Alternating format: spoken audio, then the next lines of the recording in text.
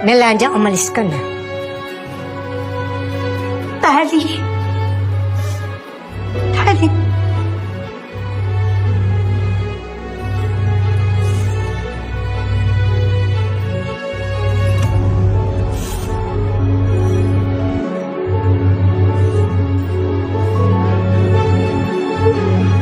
Alis na kayo, Layas na. Alis na!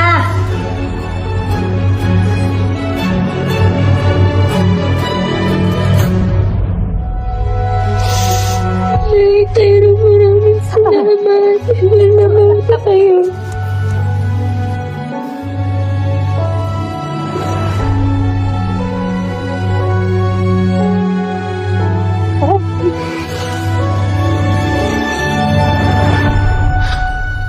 Hindi ko na alam kung ano gagawin ko. Awang-awa na ako sa mami ko. Pero, di ko rin masisisi si Dad. Gets ko kung saan ka nagagaling, Bel. Nangyari na rin sa akin yan nang nag-iwalay si Mama and Papa. Alam mo, minsan, iniisip ko, paano kaya kung hindi pinaampun ako ng mga magulang ko? Ano na ba nangyari sa paghanap mo sa kanila?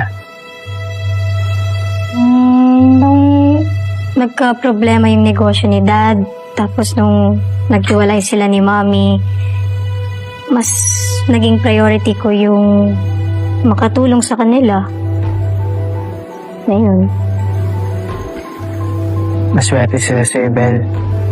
Pero, masyado ka pang bata para ma-burden sa problema nila.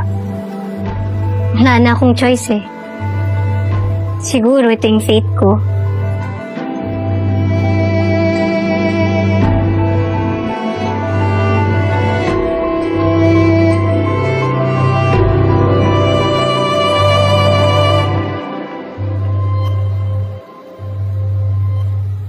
Nay, maraming salamat po na pinili niyo ko sa kabila ng lahat. Oo naman. Katulad ng nasabi ko, lahat naman tayo nagkakamali, di ba? Tsaka isa pa, nalagpasan na natin yung pagsubok na yan. Sigurado ka ba wala nang habol sa'yo si Melania? Nanay mo pa rin siya. Well, nasa tamang edad naman na ako para mamili ng nanay na pakikisamahan.